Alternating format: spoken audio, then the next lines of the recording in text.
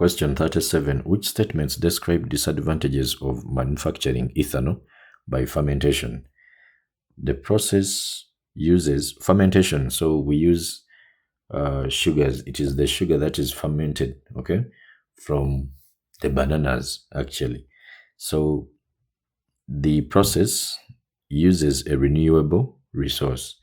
Yes, that is a renewable resource. You can grow the bananas every now and then, but now is that a disadvantage? No, that's an advantage. The process produces impure ethanol. Yeah, this is impure. Actually, the process that produces pure ethanol is when you use an alkene, this ethene here, then you add water. We call it acidified water. Then you get this one, the ethanol. But this one has its conditions, okay, which have to be maintained. So the process requires a high temperature. No, the process is slow. Yes, the process is slow here, but this one is very fast, but it will require high temperatures and all of that to put it to. It is going to be very fast and it produces the pure ethanol, but the conditions to maintain it are the ones that make it a little bit disadvantageous and a little bit not cost effective. Now the process produces impure ethanol. They say the disadvantages. So the process produces impure ethanol. That's a disadvantage. So this one is correct. And then the process is slow. You want to produce something and it has to be fast. Okay. The slower it becomes, the more disadvantageous it is. Okay. So 2 and 4 are correct. And therefore the answer has to be D. Question 38. Nylon is made in a polymerization reaction. Which row describes the type of polymerization and identifies the other product of the reaction? Okay, now for nylon, we see a diamine reacting with a dicarboxylic acid. So we have an amine here. Let me write something like this. CH2s are 6 of them. And then this one has 2 hydrogens here. Then there is also an amine this side. Then carboxylic acids, we have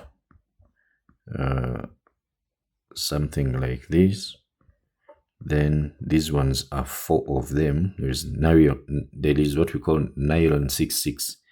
Okay, carbons are 6 in here, and also in the dicarboxylic acid, carbons are also 6. So these ones are going to be 4. Then we have another carboxylic acid this side. So what happens is that the carboxylic acid loses the OH. This is an acid-base reaction, okay? Then an amine loses the hydrogen. Now water is given off. That is a condensation reaction. So we look at we look at these reactants giving off a small molecule. So condensation doesn't necessarily mean that there is production of water. You will actually look at it in A level that it is elimination of a small molecule from there.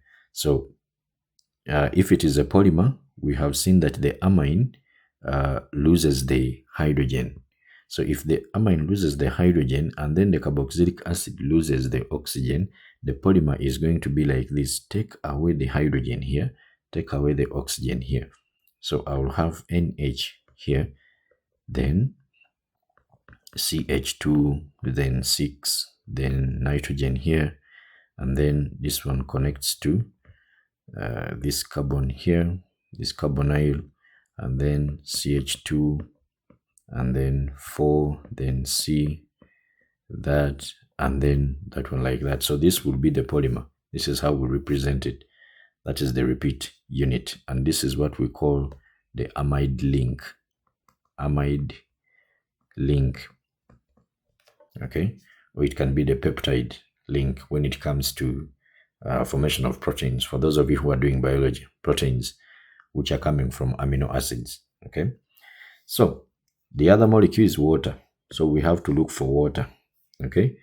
And the condensation, the polymerization is condensation. Addition, polymerization is to do with let's say alkenes, okay. It's for alkenes. So this one is condensation, polymerization, and the answer has to be C.